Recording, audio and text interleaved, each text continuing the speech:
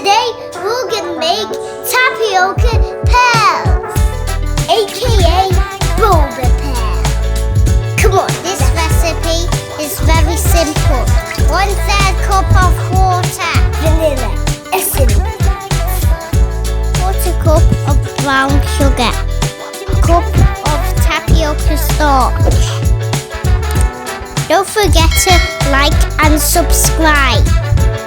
Mix well until it's all combined. Take out the pan and form a ball like this. Add a little bit of sauce to stop it sticking. Now my favourite part.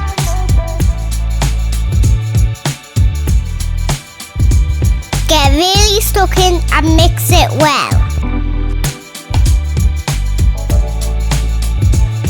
When you're finished, you can start making your Boba Pearl. Pour in some brown sugar and vanilla.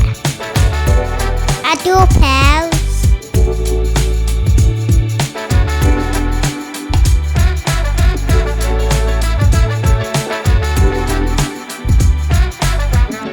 And top up with milk.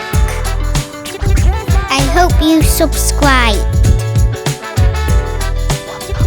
And voila, vanilla Boba Milk.